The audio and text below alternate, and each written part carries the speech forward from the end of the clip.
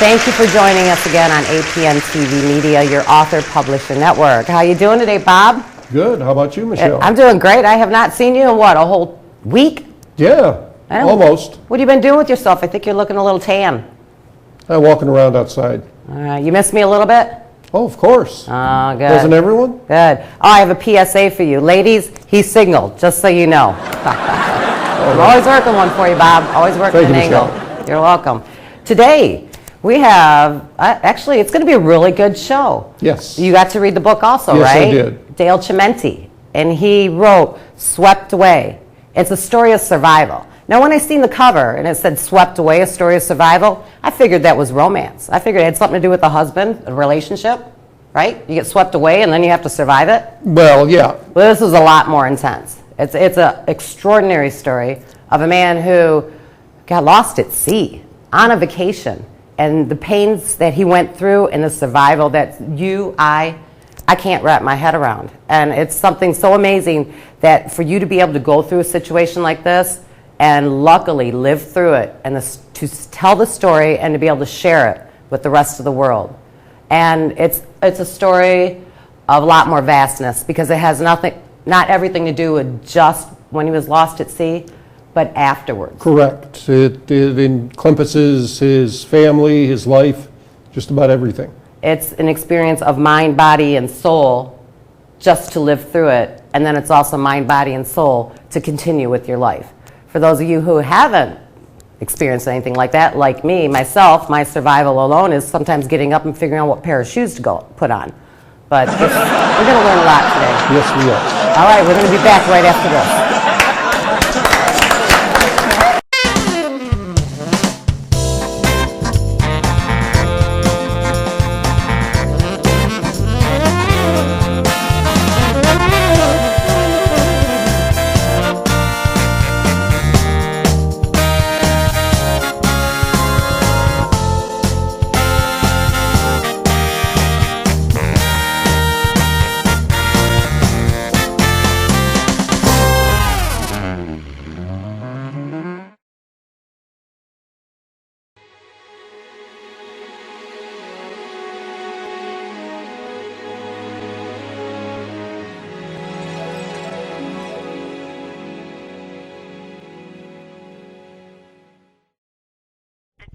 Trying to reach is not available. Please call back 19T2. The customer you're trying to reach is not available. Please call back. Data transfer complete. The world has turned against this. They have not done it. Oh my God. There has been...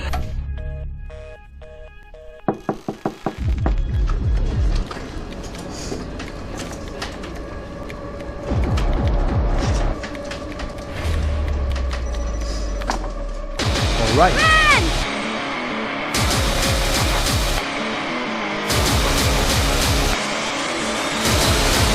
Forgive me, Father, for I have sinned.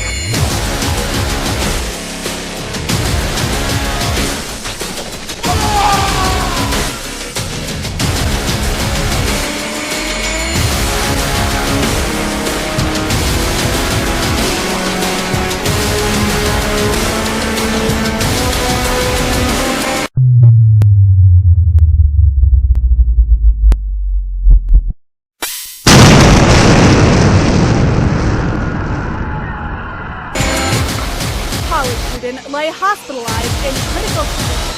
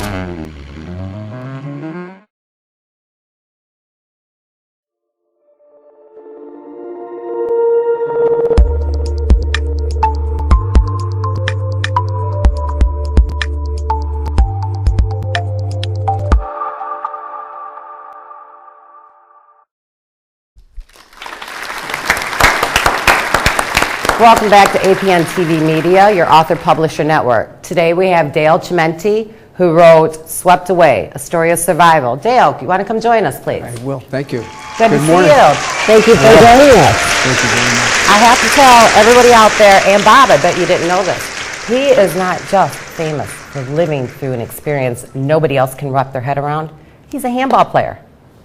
Do you know what that means? That's the best Well, I thing. know it's a good sport, a very athletic endeavor. Yes. And perhaps I think part of being able to live through this is part of handball. I think it is. It's a tough sport. For those who don't know handball, if you ever heard of racquetball or paddleball, this is where you play with your hand and a blue ball. And the ball's a little harder, and you play only with your hand, correct? And that ball is small, and I'm not a natural, but I work at it. My father played handball also. He told me that if the people in the Marines play handball and people in prison, and he said, and the rest of the community that really wants to learn something. So I don't know what that means. Well, I wasn't a Marine, and I definitely wasn't in prison, but I'll play anyway. All right. I love that. I love that. Thank you. Well, we're going to be back right after this, and we're going to get to talk to Dale and find out what this is really about. See you in a minute.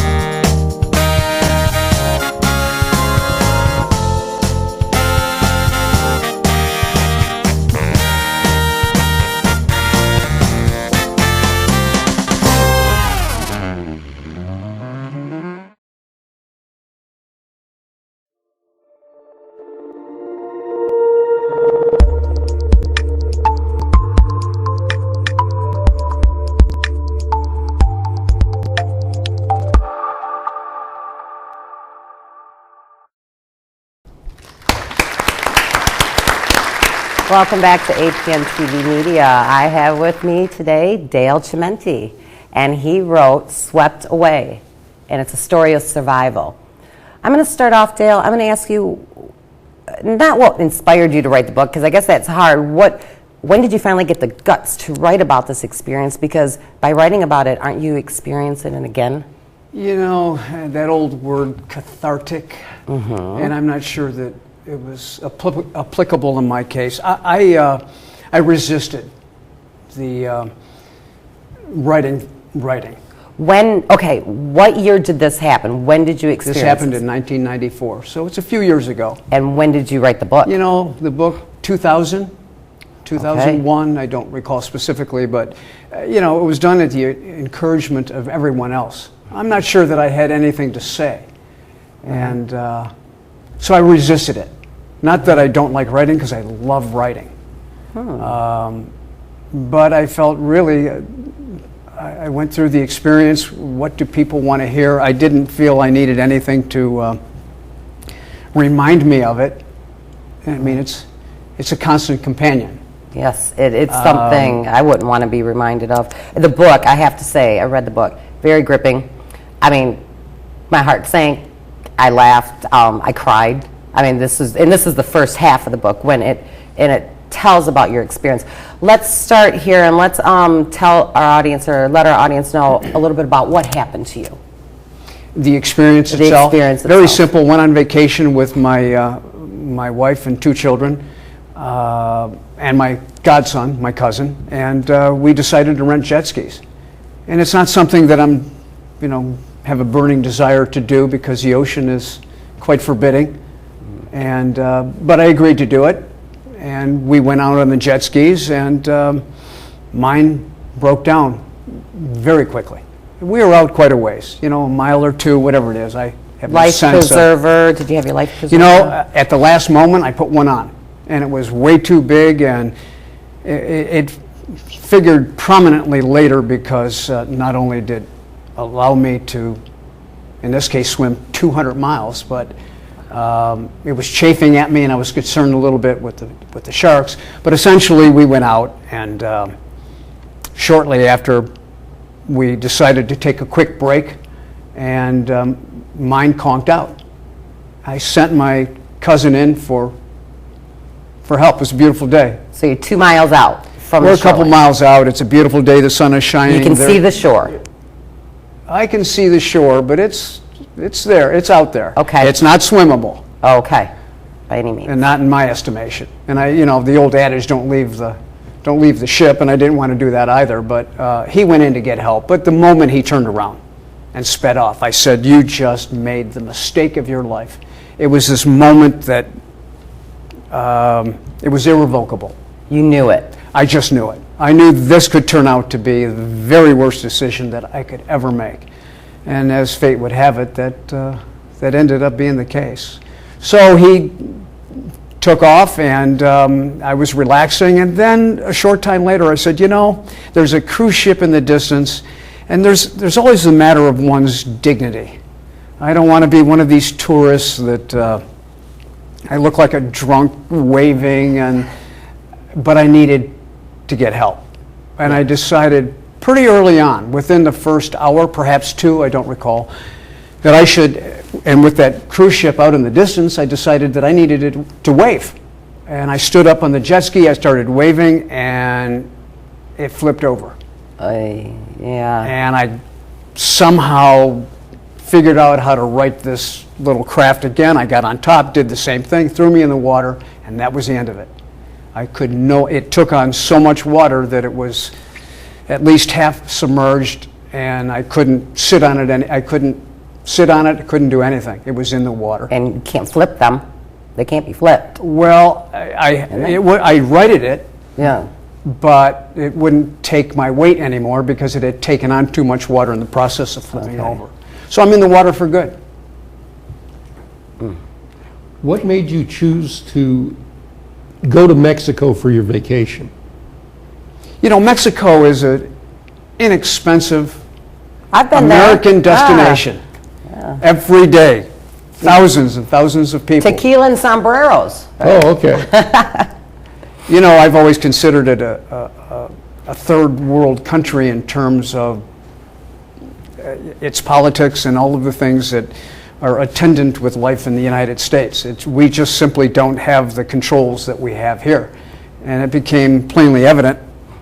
When I went to Mexico, I didn't think that way when I first went there. I was, young, and like I said, you think of tequila and sun, and, went in a tourist spot, safely went there, safely returned home. However, nothing like your experience happened to me. So you're out there, and the cruise ship, so night comes. The cruise ship never saw me. That was not something I was going to be saved by. I saw a plane go by, and I could have sworn they could see me, but that is a ridiculous thought. I did hear a boat come by at some point, but I was lethargic. I don't know why I didn't react quickly enough. I blame myself for some of these issues, but essentially nighttime came, and I said, okay. I said, my wife and I am subsequently divorced, and in part because of this matter, but I knew she would have someone. She's very tough, and I knew that she'd have airplanes in the morning. Now, on her end, what I remembered, she did everything physically. You were 3 days or 4 days and 3 nights out there? 3 days. 3 days. Through storm? 3 full days. Sun? You know, it was tough. I gave up the jet ski on the second day, despite the admonition of most naval aficionados. You stay with the boat. I didn't. I said, I'm not getting anywhere. It's an anchor. And it was a very scary. It was a very scary moment. That was the scariest moment for me. I remember screaming while I was reading the book, don't let it go, don't let it go. And I don't know why, because that was like a security issue that I was feeling. Well, you know, I looked at I always struggled with nautical terms. And in the writing of the book, I did my research, as we all should do when we write. But for some reason, aft and stern and all of these words, they just are antithetical to my experience, and I just don't get it. But I looked at the left side of the jet ski, and I said, those are dangerous waters. And I looked on the right, and I said, that's where I'm going to start my swim, which is a ridiculous thing to consider. Wow. But you know, how? Why? It was a soup of now marine life on the left, and somehow there weren't any on the right. And I think it's important to tell the audience that you were very physically fit going. This situation happened. Fortunately, I really was. I was very physically fit. I did aerobics 3-4 times a week, and you know, I'm not a big man, so I didn't have a lot of body fat. I was pretty lean. I had a lot more weight than I do now, and I ended up losing 15 pounds in those 3 days. Wow. But I started swimming, and I looked back, and it was a lonely, it was very lonely. I liken it to, and I reference this in my book, that scrub rolling down that western city and town in a movie, when you see that desolate, quiet, dusty, lonely experience. Lonelier than that. It scared me, but I did flip it to Bird. Yeah. I said, okay, you did nothing for me, and I gave it the middle finger, and I carried on. Now, in hindsight, I guess you wouldn't change anything, because you are alive and well with us today. Thank the Lord. Well, I guess I wouldn't have any choice of changing anything. It's just a work ethic. Right. You just go to work.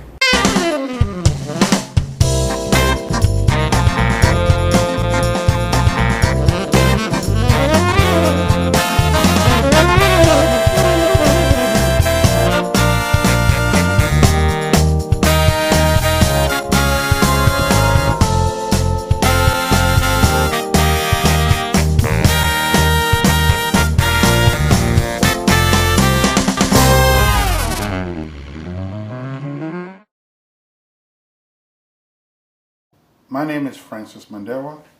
I am the author of Friendship, a true story of adventure, goodwill, and endurance. I was inspired to write my memoir book because of the miracle that God performed in my life when I was a 15-year-old boy in my home country of Sierra Leone. In the midst of my hardships and difficulties, while I was selling oranges at the diamond mining headquarters in my home region, I miraculously met Thomas Johnson, an American pilot from Minnesota, who was employed in the diamond mines to fly boxes of James and Alluvial diamonds in Sierra Leone. This was 2 decades before the Rebel War and the Hollywood movie Blood Diamond was made. I was inspired by Tom's friendship and his kindness and his altruistic generosity, which opened a whole new life of opportunity for me, which eventually brought me to America. I was inspired by my own travels and adventures, during which I had many harrowing experiences, including crossing the Sahara Desert, which almost cost me my life.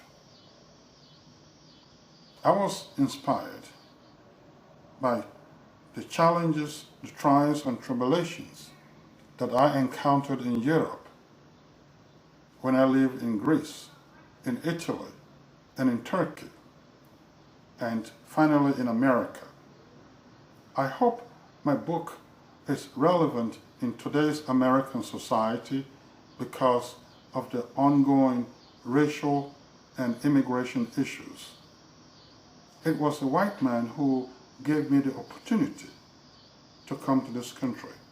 It was a white man who laid the foundation for me so I can come to America to realize the American dream. Thank you.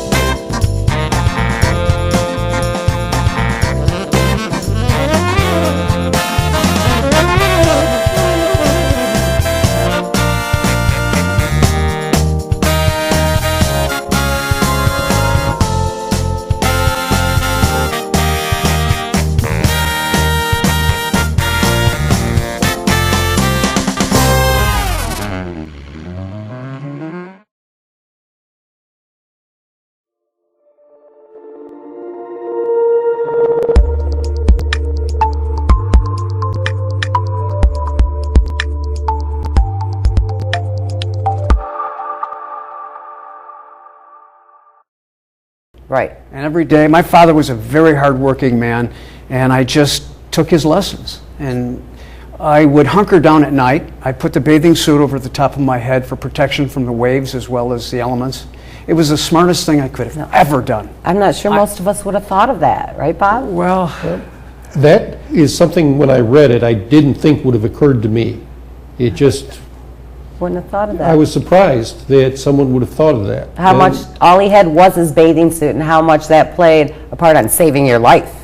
I think it was pivotal because what I got from it, the crashing of the waves in my ears was one thing, but I needed refuge at night. I didn't necessarily fear the night.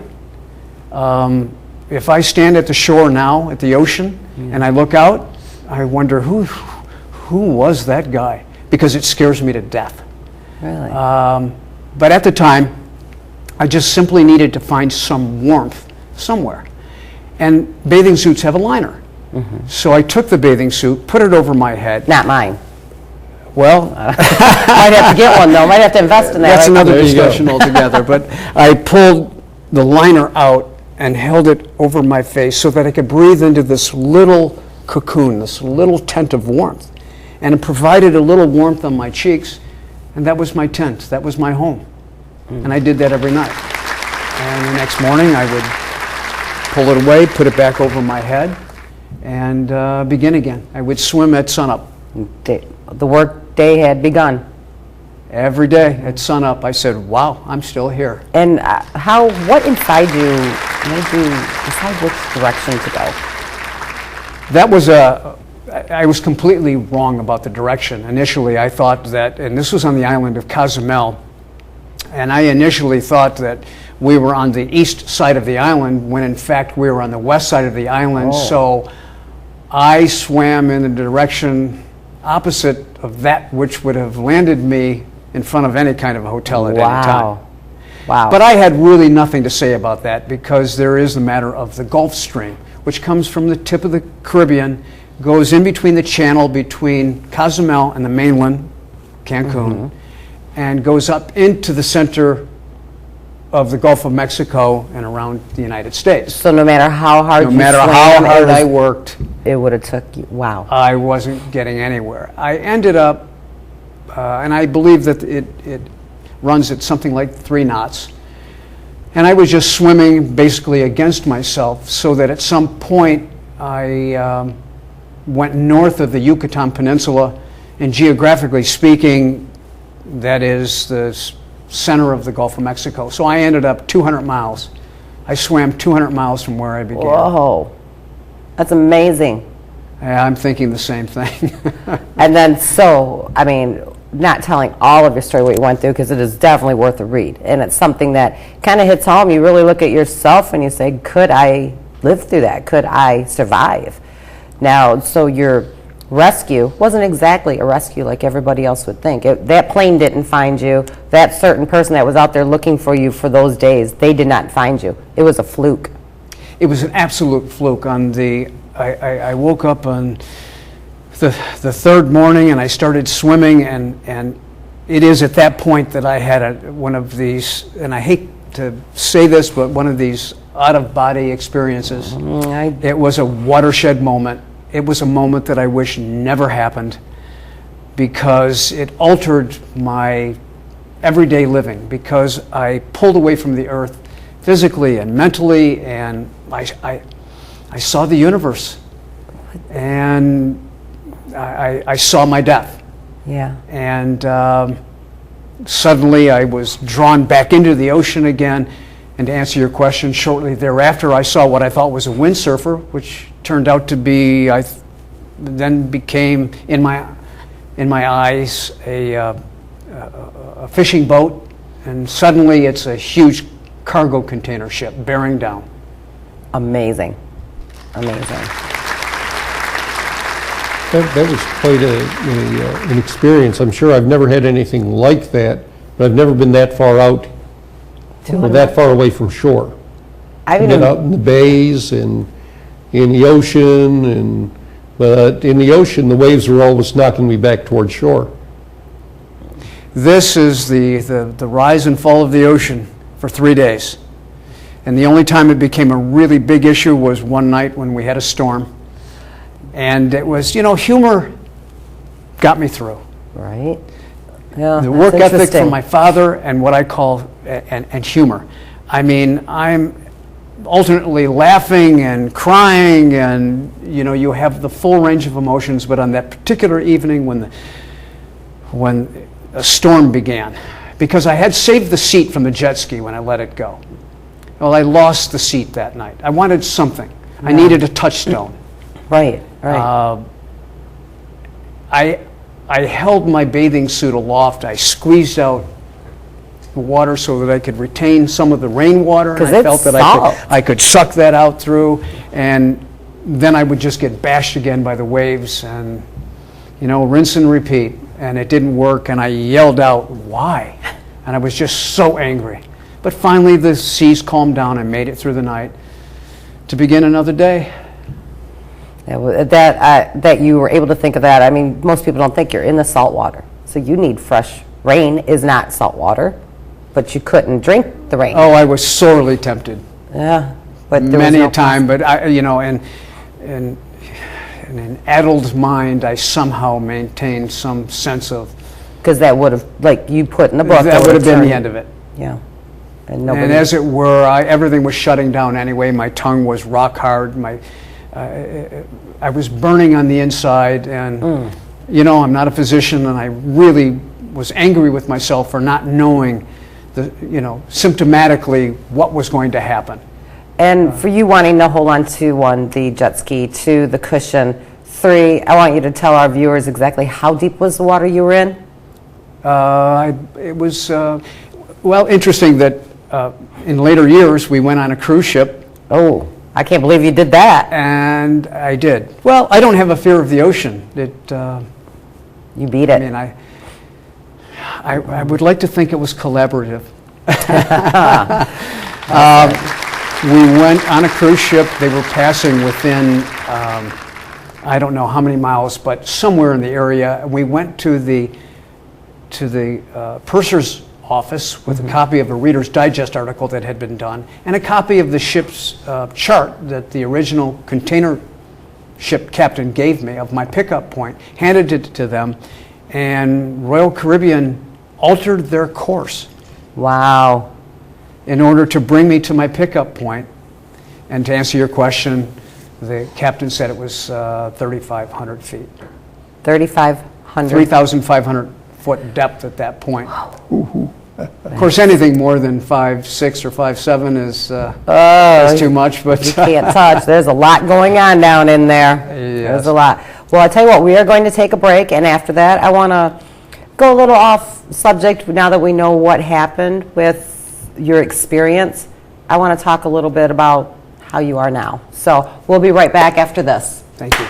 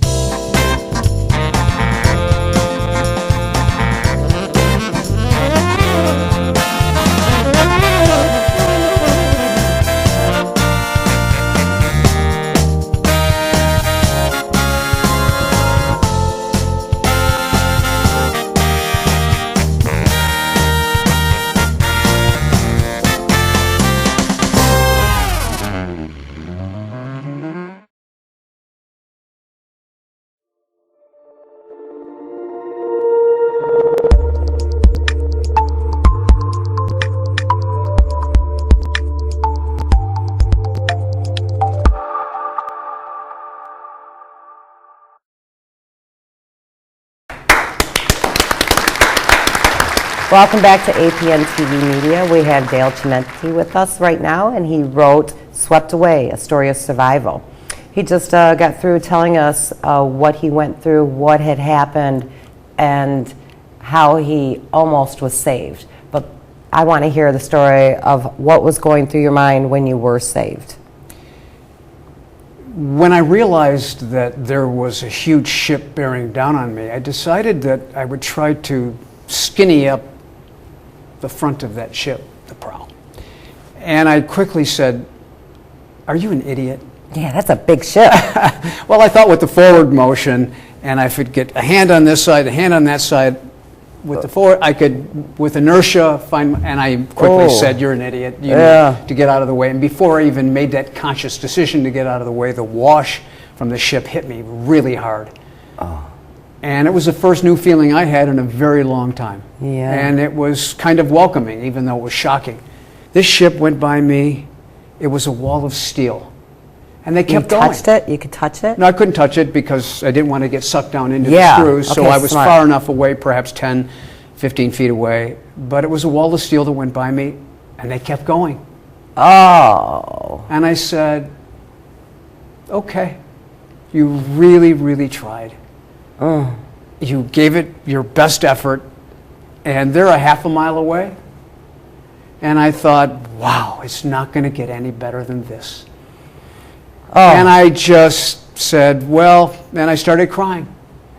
I said, you know, I did the best I could, and that wasn't good enough, and that's okay. My children, that was so painful that they wouldn't have a father. And then I saw something being thrown out from the ship, and then I said, I know what's going on. These are business people. They don't have time to pick me up. They're going to call someone, so they threw the ring out. But I said, I don't need this. I'm doing well. What do I need this for? But I didn't want to be unkind or be ungrateful. This is a mind that is not... Well, 4 days alone at the sea. At any rate, I said, I can't be naked. So I tried to put my bathing suit on, and I just couldn't do it. Well, and I thought, they're going to think I'm lazy because I need to swim to this ship. Well, it's like a train. They can't stop right there in the track. Right. So I was just weeping uncontrollably that they're going to think I'm lazy and I'm not working hard enough. But that's what it was. They stopped. They took a boat. 4 men came down. They had a hydraulic cherry picker, put it in the water, and they came out and got me. And I was ambivalent. I thought, oh, okay, we're good. Right. You'd think I would be absolutely jumping for joy, but it just was what it was. So when did you ever talk to them from the ship? When did they see you? When? They never saw me. They didn't? They never saw me. You can't see a thing. You know, a person's head is a coconut floating in the water, and you can't even see that. Wow. And they just happened to have a chief engineer out on deck because they had a refrigeration leak in one of the containers, and they heard me yelling. Were you yelling? As the best I could. Right. It wasn't much, but apparently it was enough. They heard, and they thought it was one of their crew members because although they had received a telex a few days earlier that an American was missing, they discounted it because they were nowhere in the waters that where you went that missing. American would have been. Right. Right. They never did make the connection. They did think that it was just one of the crew members, you know, fell overboard. And later, of course, they discovered otherwise, but they came out and got me, and there it is. Amazing. It's a beautiful thing. Really goes to show you when you think we put on this place for a reason. I mean, that stems into your after, when I say your afterlife, I mean your second chance at life. If you said you've experienced something so amazing that you have actually outer body experience, left you're out of yourself and you're looking down at yourself and you come back. I wasn't looking at myself. I could see the Gulf of Mexico. I saw the United States, the North American continent. I saw the Earth as if I was looking through the porthole of a Apollo whatever. And then I was suspended in space, and I was to become a part of the quilt of the electrical energy that the universe is all about. Yes, yes. Interesting. And now you're back. Now, do you feel that you've been given a second chance for a reason, or do you? You know, being in the public eye as a result of this, you're subject to a lot of accolades, but you're also subject to a lot of criticism, and Absolutely. I just don't want to appear ungrateful. And I'm so grateful for the fact that I'm still here because I was able to raise my children, right, and be friends to all of my friends, which is so precious to me, and that has become so important to me. We talked about handball. It saved my life. It's a gift to me, and I try to give back. But I'm having a hard time integrating. I've had a very difficult time integrating because I feel I'm ready to go. I've been waiting to die all these years because it was incredible. Right.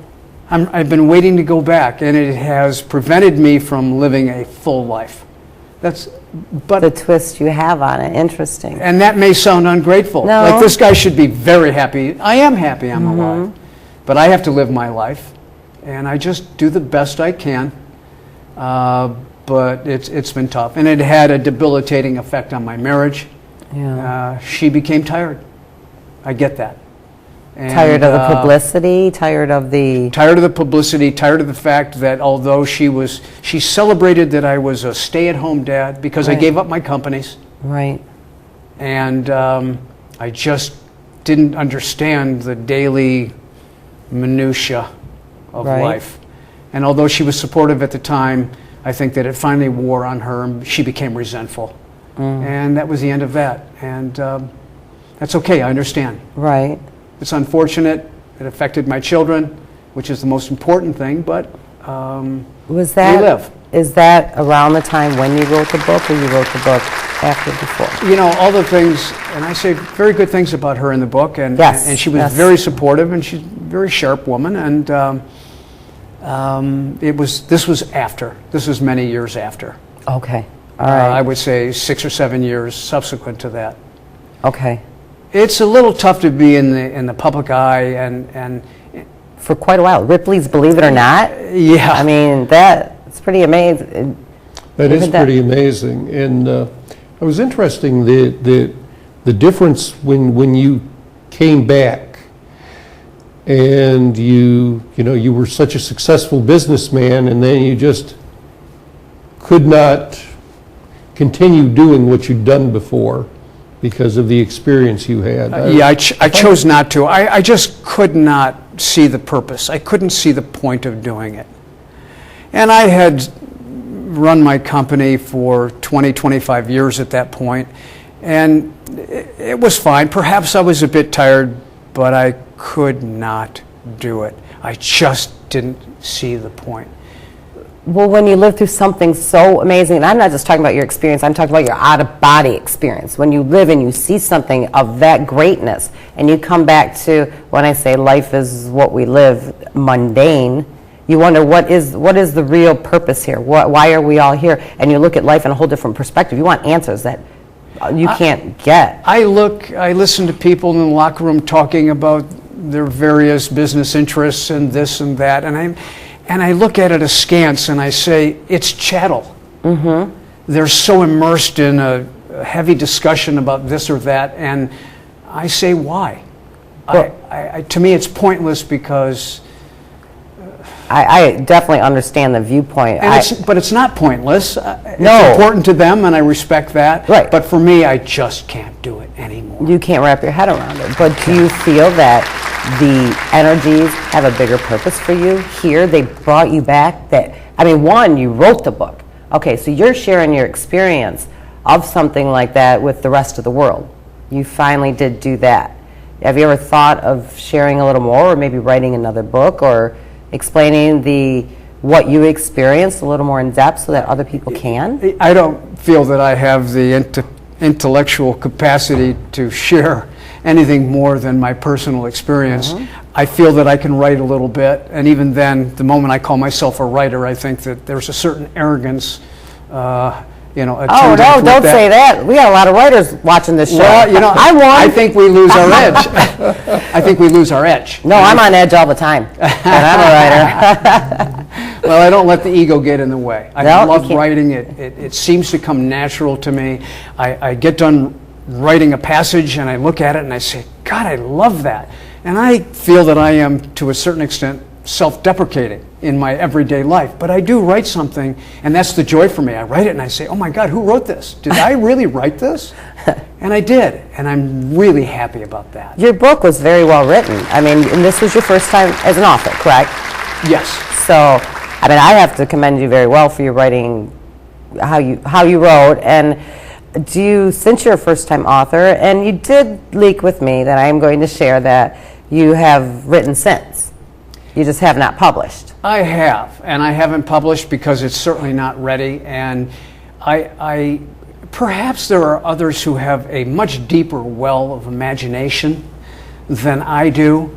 My book was, for the most part, an autobiography, and although there was some research that was involved, and that's just the work part of writing, the fact is that while I feel that I can describe events and the turn of a word and a passage that touches me emotionally or the reader. I can do all of that. That's a gift. That's a gift. Everybody doesn't have that gift. Well, something's passing through me because I have very little to do with it. But I don't know the type of direction to take with the book that I restarted, that I started 5 years ago. But I love what I've written. Well, And so I remain optimistic that I'll continue. I have this feeling you're going to accomplish that goal, and we'll have you back on the show because I would love to do that. I'd love to read another one of your books. Thank you so much. Do you have any advice for any of our viewers out there that might be first-time authors, haven't published yet, haven't? Absolutely. What would you I don't recommend? fashion myself a writer originally. This is not my training. I had a wonderful composition teacher in high school who made me who I am. I had an uncle who, when I was 16, bought me a New Yorker magazine. It's unreadable for a 16-year-old, let alone someone my age. I mean, this is, and I read it, and I read, and I read. And so for anyone who wants to write, first off, read a lot, because we are the product of that which we study. So read. You don't have to have a purpose in mind, but basically, don't beat yourself up. If you want to write, just begin. Just start writing. I love that. That's very good. I have a question about your out-of-body experience. How did that affect you in the sense of a religious experience? For instance, I had 12 years of Catholic education, and things I read over the years proved so many of the things in the Bible I came to firmly believe everything I was taught in church and in school. Did your out-of-body experience have a similar effect on you? Well, I remain at odds with myself over that issue. I went to Catholic schools my entire life. I went to a Catholic boarding school. I can recite the Hail Mary and the Our Father. And in fact, out in the water, I said, I'm not going to beg. I don't know about the existence of God. Perhaps that was a result of being just in my face every day, my entire life. I went to church every day. I said one Hail Mary every day. I said, this is going to be a Hail Mary. Not one. Anything beyond that is begging. My experience in my out-of-body experience, there was no God there. Perhaps it was my interpretation. And my opinion remains at odds with all of my friends and everyone that I know. I don't want to be ungrateful. I don't want to cause controversy. So I remain undetermined. I don't know. I say prayers. But I didn't see that. I saw a universe where there was strictly, as I say, a quilt of energy. There was an actual quilt. And it was electrical energy. And it occurred to me that the human body, that my body, as small as that energy source was, would contribute to that quilt of energy. Years later, watching a Nova episode on string theory, and I bolted out of my chair because it was a visual representation of exactly that which I had seen. That's interesting. Now, unfortunately, it's so heavy, scientifically speaking, that they lost me within 3 minutes of their narration. Watch the movie Doctor Strange. Okay. There you go. So it was the string theory that talks about, the universe is part of that electrical energy. And that's what I felt. And I did ask questions up there. And when I had pulled away, I asked the question. I said, well, what happens to my family? Will they miss me? Will I miss them? Will I have conscious thought when this is all over, when my body does? Wow. And the answer was no, you will not have conscious thought, but it won't matter. You will simply meld into that universe. Was that a pun? Pardon Play on words matter? No, I'm not that smart. God, Dale, this has been an excellent interview. Well, right now we're going to take a break, and we're going to be right back after this.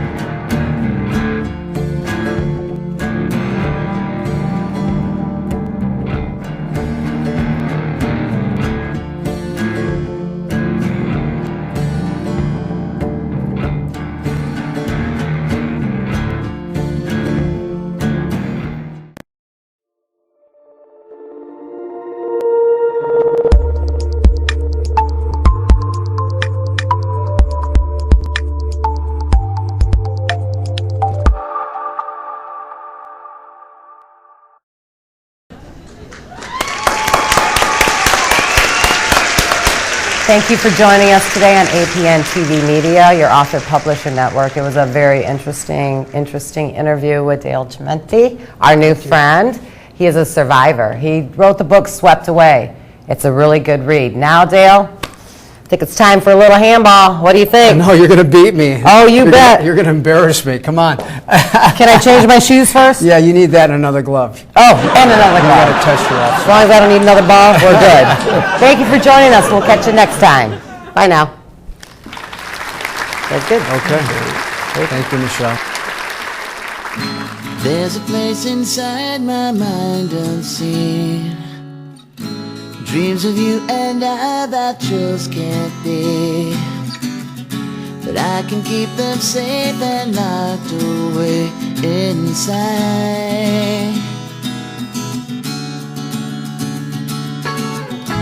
In a perfect world where I controlled it, give me your heart there and I would hold it.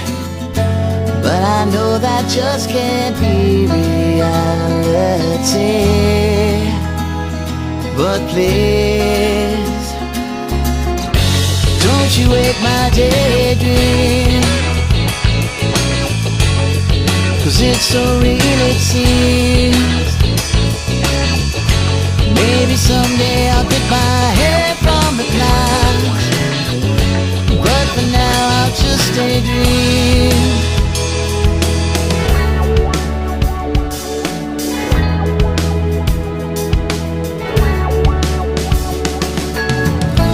If you said to jump, then I will do it. Right into the fire and walk straight through it. And if you knew I bet that's just what you would say.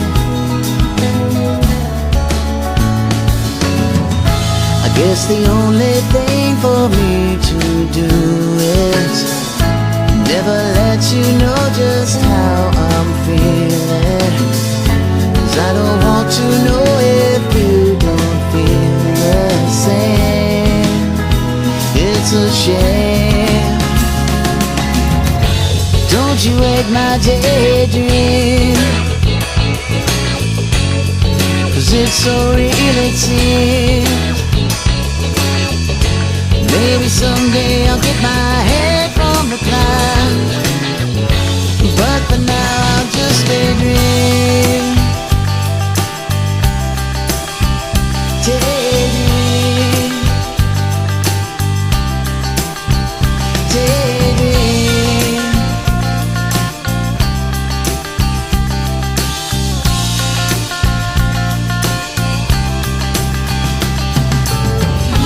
There's a place inside my mind unseen, dreams of you and I that just can't be, but I can keep them safe and locked away inside, inside. But don't you wake my daydream. Oh, so real it seems. Maybe someday I'll get my head from the clouds, but for now I'll just daydream. Don't you wake my day.